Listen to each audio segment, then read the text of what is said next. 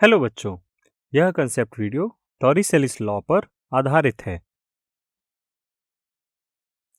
टॉरिसेलिस law this law was given by an Italian physicist and mathematician Evangelista Torricelli. Torricelli law states that the velocity of efflux for a non-viscous fluid flowing from a cylindrical tank is equal to square root of 2gh. अब पहले तो ये जान लें कि टॉरिसेलिस law होता क्या है। मैं एक साधारण भाषा में इसको समझाना चाहता हूँ। टॉरिसेलिस लॉ, ये जो लॉ है बच्चों, ये बर्नौलिस प्रिंसिपल का एप्लीकेशन है, उसका प्रयोग करके इन्होंने ये लॉ प्रपोज करा हुआ है। एक्चुअली में आपने पिछले जितने भी लॉ देखे होंगे या नए नए डिवाइस देखे होंगे, सब में ही बर्नौलिस प्रिंसिपल लग रहा है। तो बेसिकली बर्नौलिस सर ने काफ़ी मेहनत करी और बाकी सब साइंटिस्ट ने उनका काम इधर पे यूज़ कर लिया। बट एनीवेज, पहले तो टर्म समझेंगे कि ये इफ्लक्स क्या होता है और ये h जो हाइट मेंशन करी है, स्मॉल g मेंशन करी है, ये क्या है। ये h जो हाइट है बच्चों, ये आपके ऑर्फिस की हाइट होती है लिक्विड के टॉप से। Small g is the acceleration of gravity and efflux means outflow. तो यहाँ पे आपके चित्र पे डायग्राम बना हुआ है, आप इसे ध्यान से देखें। मैं एक एक करके सारे कंपोनेंट्स आपको समझाता हूँ। तो बच्चों, एक सिलेंड्रिकल टैंक में हमने कोई लिक्विड फिल कर रखा है। अब यहाँ पे इसकी दो ओपनिंग है। पहला जो टॉप एंड है which is open to atmosphere, it is expose to atmosphere, और दूसरा हमने एक ऑर्फिस कर रखा है, एक होल कर रखा है। हमने जो होल करा है उसकी टॉप सरफेस से हाइट है h। ये वही h है बच्चों जो आपके फॉर्मूला में अपीयर हो रहा था। Whereas capital H is the height up to which liquid was filled in the cylinder. यानी यहाँ पे दो h हैं, एक है capital H which is the height of liquid up to which it was filled in cylinder, और दूसरा small h है, ये आपके छिद्र की, ये आपके ऑर्फिस की लोकेशन बताता है कि ये टॉप सरफेस से कितनी हाइट पर, कितना नीचे आपका ये ऑर्फिस, ये होल किया गया है। v is the velocity of efflux. Efflux मतलब बच्चों आउटफ्लो, यानी कि इससे जो भी लिक्विड बाहर निकलेगा वो कितनी वेलोसिटी से निकलेगा, और हमें यही फाइंड आउट करना है। r is the range of efflux, मतलब सिलेंडर के एक एंड से दूसरा एंड जहां पर हमारा इफ्लक्स, जहां हमारा आउटफ्लो गिरता है, उसकी बीच की दूरी। अब बच्चों, इस डायग्राम के सारे कंपोनेंट्स को समझने के बाद एक इंपॉर्टेंट बात जो आपको नोटिस करनी होगी, सिलेंडर का वो बड़ा वाला एरिया, बड़ा वाला ओपनिंग जो एटमॉस्फेयर को एक्सपोज्ड है, उसका एरिया ऑफ क्रॉस सेक्शन है कैपिटल A, और जो ऑर्फिस, जो होल हमने किया हुआ है, उसका एरिया है स्मॉल a। तो क्लियरली हम इन दोनों ही रीजन्स पे इक्वेशन ऑफ कंटिन्यूटी अप्लाई कर सकते हैं। So on applying continuity equation between region 1 and 2, we get a1 v1 is equal to a2 v2। a1 की वैल्यू है कैपिटल A, और a2 की वैल्यू, a2 मतलब जो दूसरा ओपनिंग है जहां से आपका लिक्विड बाहर जा रहा है, उसका एरिया है स्मॉल a। तो as capital A is very large as compare to small a, यानी कि जो भी आप छेद करेंगे बहुत छोटा सा छेद करेंगे आप, वो एक होल है, एक सुराख है, जबकि सिलेंडर की जो ओपनिंग है वो काफ़ी बड़ी होगी। यहाँ पर कुछ एजम्पशंस हमें लेने होंगे। पहला कि जो सिलेंड्रिकल ओपनिंग है उसका एरिया आपके छोटे से होल, जो इफ्लक्स का होल है जहाँ से इफ्लक्स निकलेगा, उसके एरिया के कंपैरिजन में काफ़ी बड़ा है। यानी कि V2 और the velocity of efflux is much greater than the velocity of fluid in region 1। So practically it is wise to assume that V1 is equal to 0, क्योंकि बच्चों ये V2 के कंपैरिजन में बहुत स्लोली मूव करेगा। इस वजह से हम एक एजम्पशन ले सकते हैं कि V1 is equal to 0। अब इन दोनों ही एजम्पशंस के साथ हम अपने बर्नौली इक्वेशन का प्रयोग करते हैं in region 1 and region 2। For them equation is written on your screen. तो वापस आते हैं P1 और P2 की बात करते हैं। P1 and P2 are the pressure of fluid in region 1 and 2. तो बच्चों ध्यान से देखिए, दोनों ही रीजन्स, दोनों ही क्रॉस सेक्शन एरिया एटमॉस्फेयर से एक्सपोज्ड हैं। इसका मतलब यहाँ पे जो भी प्रेशर होगा फ्लूइड का वो एटमॉस्फेरिक प्रेशर के बराबर होगा। तो हम अपनी इक्वेशन में P1 और P2 की जगह PATM यानी एटमॉस्फेरिक प्रेशर रख सकते हैं। अब आप देखिए यहाँ पे मैंने लेफ्ट हैंड साइड में जो रीजन 1 के लिए इक्वेशन है, हाफ रो मल्टीप्लाइड बाय 0 लिखा है, क्योंकि मैंने V1 या रीजन 1 में फ्लूइड की वेलोसिटी 0 कंसीडर करी हुई है। और जो मेरा रीजन 1 है वो मेरे ऑर्फिस या मेरे होल के लेवल से h मीटर ऊपर है, h हाइट पर है। मैंने यहाँ पर अपना रेफरेंस होल के लेवल को ही ले लिया है। एक बार फिर से मैं डायग्राम से इसको रिप्रेजेंट करना चाहूँगा। आप देखिए येलो कलर के एरो से हमने जो रिप्रेजेंट किया है ये हमारा रेफरेंस है। तो हमारा रीजन 1 इससे स्मॉल h हाइट ऊपर रखा गया है, माना गया है।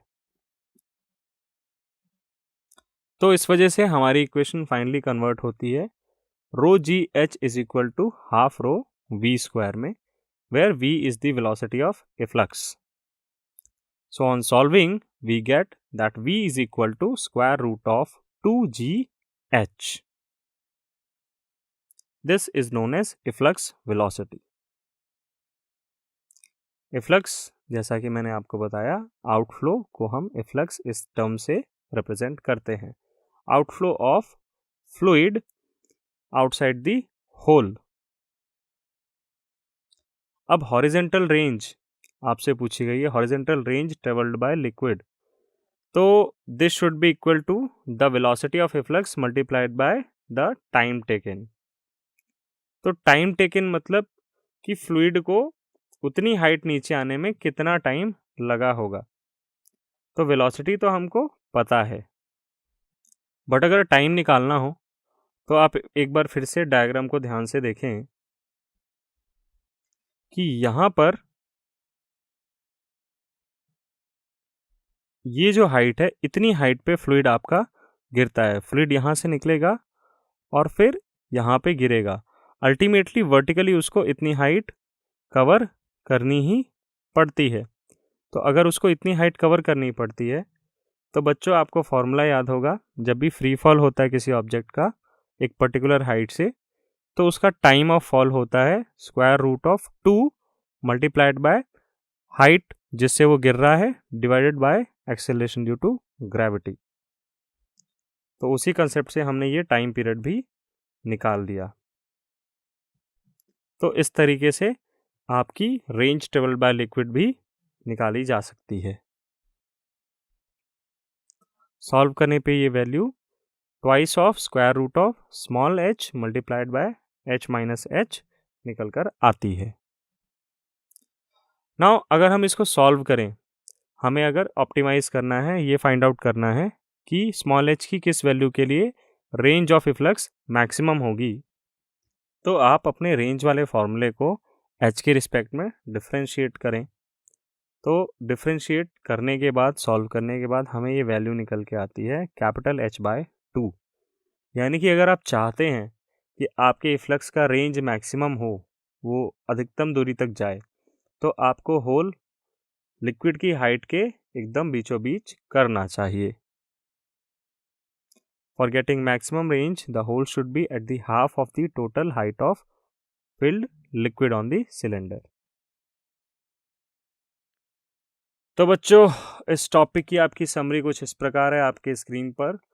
Fluid flow in form of layers known as streamline flow. हमने जाना कि स्ट्रीमलाइन फ्लो क्या होता है, किस पैटर्न में फ्लूइड फ्लो करता है। स्ट्रीमलाइन के साथ साथ फ्लूइड दूसरा पैटर्न भी प्रेफर करता है जिसको हम टर्बुलेंट फ्लो भी कहते हैं। टर्बुलेंट फ्लो तब मिलता है हमें जब फ्लूइड की जो लेयर्स हैं आपस में वो मिक्स हो जाती हैं, इंटरमिंगल हो जाती हैं, तो हमें टर्बुलेंट फ्लो देखने मिलता है। ये अक्सर तब देखने मिलता है जब फ्लूइड हमारा हाई वेलोसिटी से मूव कर रहा हो, फ्लो कर रहा हो।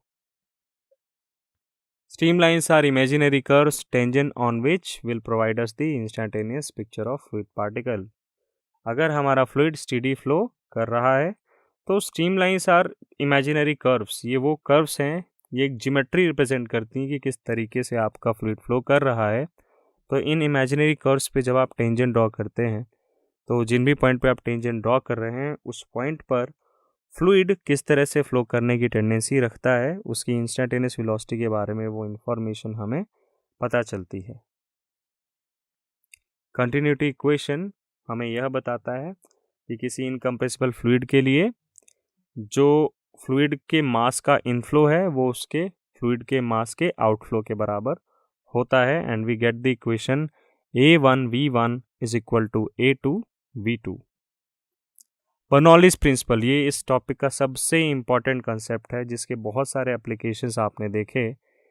For an incompressible fluid sum of total mechanical energy remains constant, या इसे आप ऐसे भी समझ सकते हैं, the sum of pressure, the potential energy and kinetic energy of fluid per unit volume remains constant. और ये सिर्फ स्पेशल टाइप के आपके आइडियल फ्लूइड के लिए होता है, इनकम्प्रेसिबल फ्लूइड जिसमें कोई विस्कोसिटी नहीं होती, कोई विस्कस फ्लो नहीं रहता, जिसकी डेंसिटी थ्रू आउट कॉन्स्टेंट रहती है। वेंचुरीमीटर, ये जो डिवाइस है ये बर्नौलीज प्रिंसिपल पर ही आधारित है। इसका प्रयोग हम करते हैं in order to find the speed of flow of incompressible liquid through a pipe. Dynamic lift, ये भी कमाल का एप्लीकेशन है आपके बर्नौलीज प्रिंसिपल का।